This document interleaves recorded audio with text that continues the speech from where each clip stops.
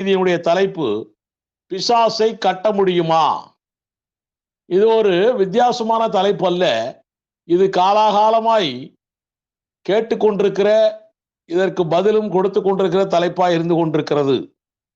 இந்த காலகட்டத்திலே ஊழியர்கள் எல்லாருமே பிசாசை கட்டுகிறோம் என்கிறார்கள்.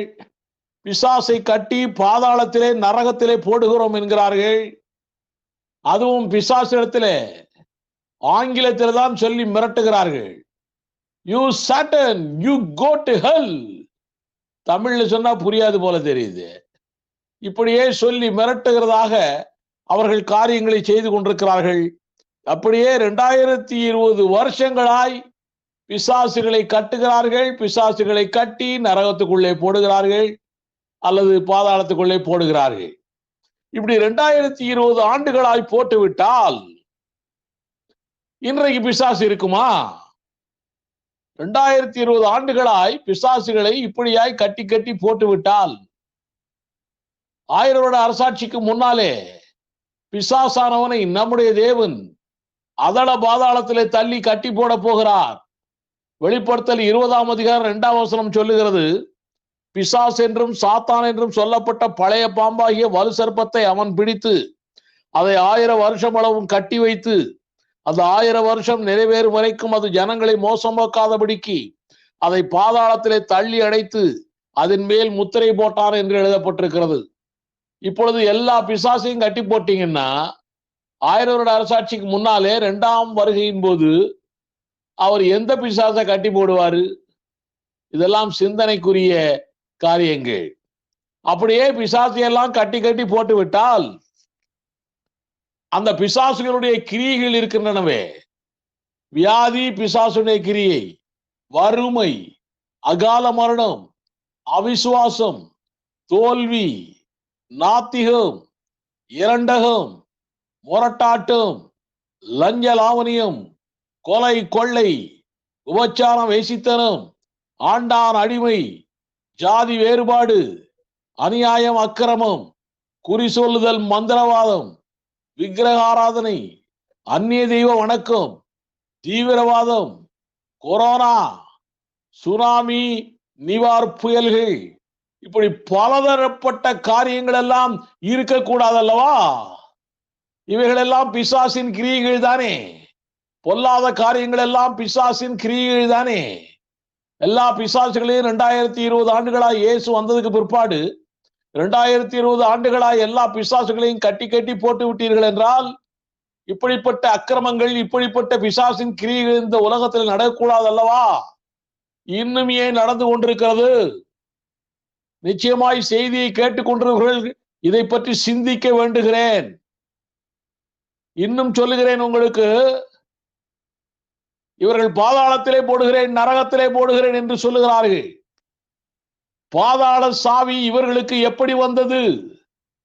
பாதாள சாவி யாரிடம் இருக்கிறது? வெளிப்படுத்தல் 1ஆம் அதிகாரம் 18ஆம் வசனம் சொல்லுகிறது, மரித்தேன் ஆனாலும் இதோ சதா காலங்களிலும் உயிரோடு இருக்கிறேன். ஆமேன். நான் மரணத்திற்கும் பாதாளத்திற்கும் உரிய திறவுகோல்களை உடையவராய் இருக்கிறேன். ஆண்டவராய் இயேசு கிறிஸ்துவிடம் தான் பாதாளத்திற்குரிய திறவுகோல் இருக்கிறது. இவர்களுக்கு எப்படி திறவுகோல் கிடைத்தது? எப்படி அவர்கள் திறந்து எப்படி சாத்தானை உள்ளுக்குள்ளே போட்டார்கள்? இதையெல்லாம் சிந்திப்பார் இல்லை. ஏதோ பெரிய தலைவர் ஒருவர் செய்கிறார் என்ற உடனே, ஏதோ காரியங்கள் நடக்கிறது என்கிறது உடனே, அதை பார்த்த உடனே நம்மவர்கள் எல்லாம் நம்பிக்கொண்டிருக்கிறார்கள். நமக்கு தேவன் கொடுத்த திறவுகோல் பாதாளத்தின் திறவுகோல் அல்ல. இயேசு கிறிஸ்து சொன்னார், பரலோகத்தின் திறவுகோலை நமக்கு கொடுத்திருக்கிறார். மத்தேயு 16ஆம் அதிகாரம் 19ஆம் வசனம் சொல்லுகிறது, பரலோக ராஜ்யத்தின் திறவுகோல்களை நான் உனக்கு தருவேன்.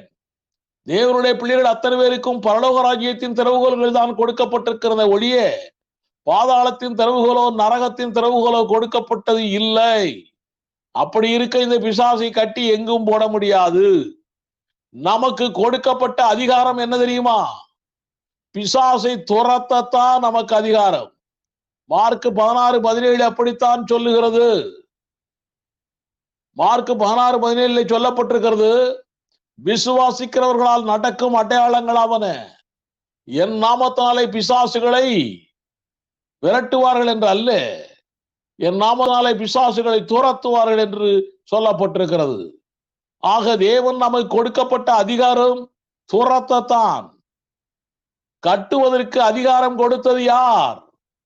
விசுவாசிகளாகிய நமக்கு, தேவனுடைய பிள்ளைகளாகிய நமக்கு பிசாசை கட்டுவதற்கான அதிகாரத்தை கொடுத்தது யார்? ஆண்டவராகிய இயேசு கிறிஸ்து 3 ஆண்டுகள் இந்த பூமியிலே ஊழியம் செய்தாரே, அப்பொழுது கூட அவர் ஒரு இடத்தில் கூட பிசாசை கட்டியதா இல்லையே.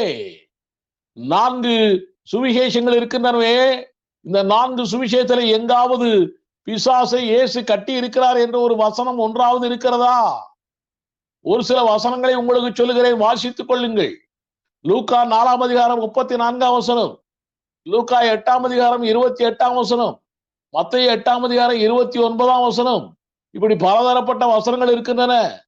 எங்காவது இயேசு கிறிஸ்து பிசாசுகளை கட்டி போட்டதாய் சரித்திரம் உண்டா?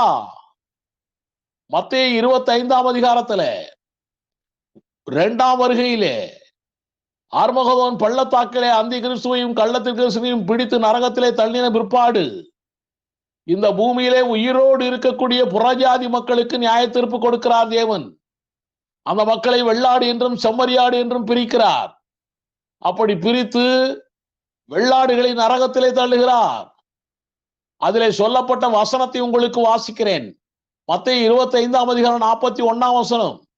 அப்பொழுது இடது பக்கத்தில் நிற்பவர்களை பார்த்து அவர், சபிக்கப்பட்டவர்களே, என்னை விட்டு பிசாசுக்காகவும் அவன் தூதர்களுக்காகவும் ஆயத்தம் பண்ணப்பட்டிருக்கிற நித்திய அக்கினியிலே போங்கள் என்று சொல்லுகிறார். ஆக கிறிஸ்துவுடைய 2ஆம் வருகை வரைக்கும் நரகத்துக்குள்ளேயோ பாதாளத்துக்குள்ளேயோ பிசாசானவன் தள்ளப்படவில்லை, கட்டப்படவில்லை என்பது வெட்ட வெளிச்சமாய் இருக்கும் பொழுது நாங்கள் பாதாளத்திலே தள்ளுகிறோம், நரகத்திலே தள்ளுகிறோம் என்று சொல்லுகிறது அபத்தமான காரியமா இல்லையா? இதை நிச்சயமாய் நாம் எல்லாரும் சிந்திக்க வேண்டும். ஆவியானவர் நமக்குள்ளே இருந்து போதித்துக் கொண்டிருக்கிறார். கர்த்தர் பெரிய காரியங்களை நமக்குள்ளே செய்து கொண்டிருக்கிறார். ஏசாயா 14ஆம் அதிகாரம், எசேக்கியேல் 28ஆம் அதிகாரத்திலே பிசாசை பற்றி சொல்லப்பட்டிருக்கிறது, லூசிபரை பற்றி சொல்லப்பட்டிருக்கிறது. லூசிபர் மேட்டிமை கொண்டான் பரலோகத்திலே. அங்கே மேட்டிமை கொண்டவனை தேவன் கீழே தள்ளிவிட்டார். கீழே தள்ளிவிட்டவர் கூட அவனை கொண்டு போய் பாதாளத்திலே கட்டி அடைக்கவில்லை. அவனை பாதாளத்திலே கட்டி அடைத்திருந்தால் அதற்கு பிறகு அவன் இந்த உலகத்திலே சுற்ற முடியாது அல்லவா? அவனை பாதாளத்திலே கட்டி அடைக்கவில்லை. அப்பொழுது கூட ஏசாயா 14ஆம் அதிகாரம் 15ஆம் வசனம் ஆங்கிலத்திலே எழுதப்பட்டிருக்கிறது, கிளியரா இருக்கிறது. அதை நான் வாசிக்கிறேன், கேளுங்கள். You shall be brought down to Sheol, to the sides of the pit. You shall be. ஒரு காலம் வரப்போகிறது, அப்பொழுது உன்னை நான் பாதாளத்திலோ நரகத்திலோ தள்ளப் போகிறேன் என்று ஆண்டவர் சொல்லி அவனை கீழே தள்ளினார். அவன் 1/3 தூதர்களை கூட்டிக் கொண்டு கீழே விழுந்தான். அப்படித்தான் நமக்கு வேதம் சொல்லுகிறது. லூசிபரை கூட இன்னும் நரகத்திலே அவர் தள்ளி கட்டவில்லையே. இவர்கள் எப்படி பிசாசுகளை கட்டுகிறேன் கட்டுகிறேன், நரகத்திலே தள்ளுகிறேன் தள்ளுகிறேன் என்று சொல்லுகிறார்கள்? இவர்கள் இதற்கு ஆதாரமாய் 2-3 வசனங்களை சொல்லுகிறார்கள். அவர்கள் ஆதாரமாய் சொல்லுகிற வசனங்களை நான் உங்களுக்கு சொல்லுகிறேன், கேளுங்கள்.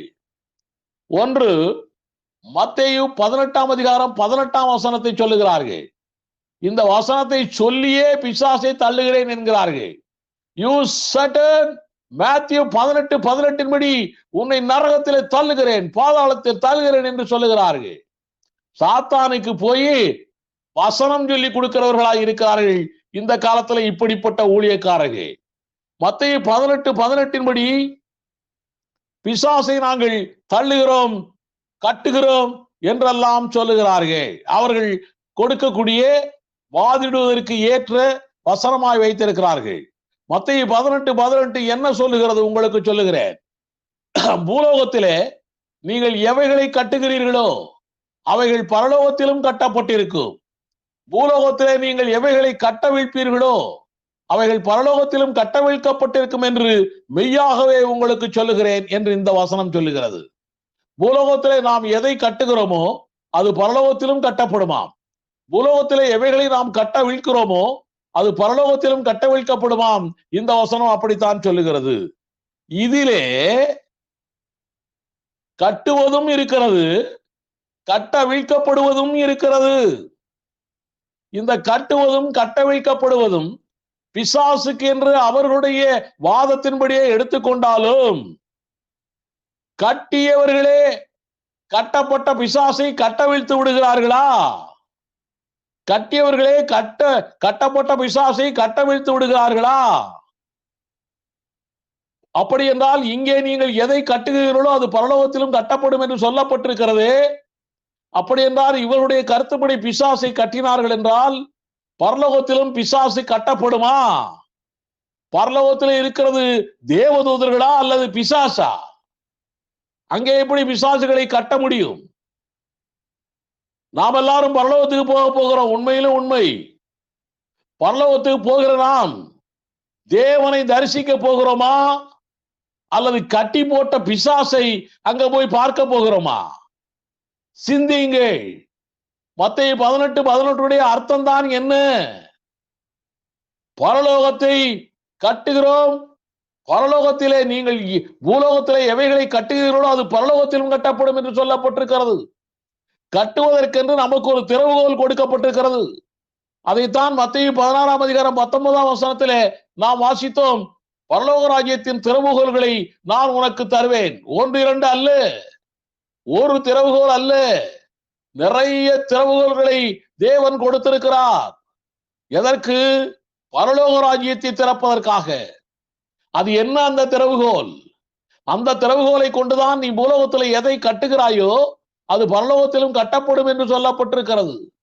வெளிப்படுத்தல் 3:7, ஏசாயா 22:22 இவைகளெல்லாம் படித்தால் அது என்ன திறவுகோல் என்று புரியும். வெளிப்படுத்தல் 3:7 வாசிக்கிறேன், கேளுங்கள்.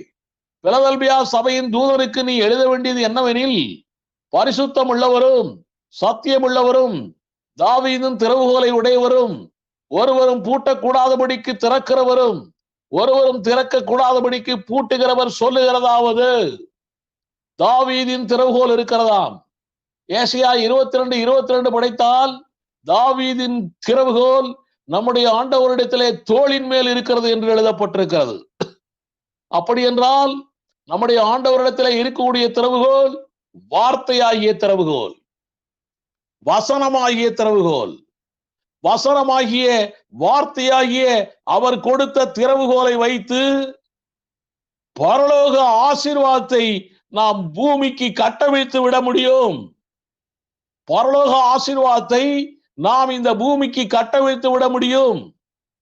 அதே போல பரலோக ஆசீர்வாதத்தையும் இந்த பூமிக்கு வராதபடிக்கு கட்டி போட முடியும்.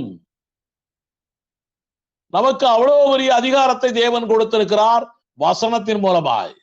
இப்படிப்பட்ட காரியத்தை தான் எலியா தீர்க்கதரிசி அன்றைக்கு செய்தான். 3 ஆண்டுகள் மழை வராமல் பண்ணிவிட்டான். 3 ஆண்டுகள் மழை வரும் என்று சொன்னான். அது அப்படியே நடந்தது. ஆண்டவராய் இயேசு கிறிஸ்து நமக்கு சொல்லிவிட்டு போயிருக்கிறது இதுதான். நீங்கள் இந்த பூமிக்கு உப்பாய் இருக்கிறீர்கள், இந்த உலகத்திற்கு ஒளியாய் இருக்கிறீர்கள் என்று சொல்லி இருக்கிறார். நம்மாலேதான் உலகத்திலே வெளிச்சம் இருக்கிறது. நம்மாலேதான் உலகத்திற்கு நன்மை நடந்து கொண்டிருக்கிறது. கிறிஸ்தவன் என்று ஒருவன் இல்லாமல் போய்விட்டால் ஒரு காலம் வரப்போகிறது. அந்தி கிறிஸ்துவின் ஆட்சி வரப்போகிறது. சபை எடுத்துக் கொள்ளப்பட போகிறது. கிறிஸ்தவன் என்று ஒருவன் இல்லாத நேரத்திலே உலகம் மோசமான நிலையிலே போய்கொண்டிருக்கும்.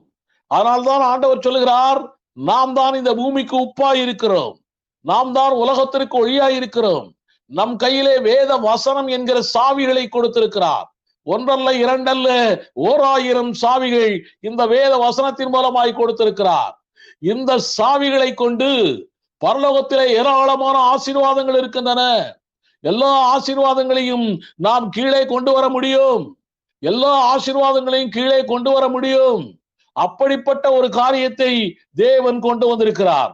ஆக கட்டுவது கட்டவிழ்ப்பது எல்லாமே உலகத்திற்கு பரலோகத்திலிருந்து நன்மைகளையும் ஆசீர்வாதங்களையும் கொண்டு வருகிறதாக இருக்கிறது.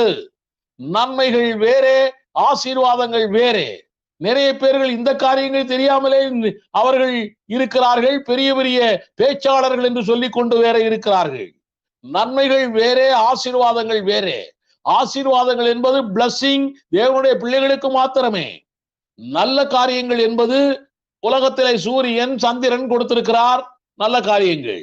உலகத்திலே ஆறுகள் நதிகள் கொடுத்திருக்கிறார், நல்ல காரியங்கள். உலகத்திலே மழையை கொடுக்கிறார், நல்ல காரியங்கள். இப்படி பல நல்ல காரியங்கள் எல்லாம் கொடுக்கிறார். உலகத்திலே ஆஸ்பத்திரியை கொடுத்து சுகவீனத்திலிருந்து வியாதியிலிருந்து விடுதலையை கொடுக்கிறார். நல்ல நல்ல காரியங்கள் நடக்கின்றன. உலகத்திலே நல்ல ஆட்சியை கொடுக்கிறாரா, நல்ல காரியங்களை செய்கிறார். இதெல்லாம் நன்மையான காரியங்கள். நன்மையான காரியங்கள் ரட்சிக்கப்பட்டவர்களுக்கு மாத்திரமல்ல, உலகத்தில் உள்ள அத்தனை பிள்ளைகளுக்கும் கிடைக்கிறது, உலகத்தில் உள்ள அத்தனை மனிதர்களுக்கும் கிடைக்கிறது. ஆக நம்மால், நமக்கிட்டே தேவன் கொடுத்திருக்கிற திறவுகோலால், வசனத்தால், வசனமாகிய திறவுகோலால் நாம் இந்த பூமிக்கு உப்பாகவும் ஒளியாகவும் இருக்கிறதுனாலே நாம் எதை கட்டவிழ்க்கிறோமோ அது பரலோகத்திலும் கட்டவிழ்க்கப்படும், எதை கட்டுகிறோமோ அது பரலோகத்திலும் கட்டப்படும். இது பிசாசுக்காக சொல்லப்பட்டது அல்ல. இரண்டாவது அவர்கள் வாதிடுகிற காரியம், இதுதான் மிக முக்கியமான காரியமாய் வாதிட்டுக் கொண்டிருக்கிறார்கள். இதிலே ஆவிக்குரிய பெந்தெகோஸ்தே சபையை சேர்ந்தவர்கள் தான் அதிக இப்படிப்பட்ட காரியத்திலே வாதிட்டுக் கொண்டிருக்கிறவர்கள். அவர்கள் சொல்லுகிற வசனம் மத்தேயு 12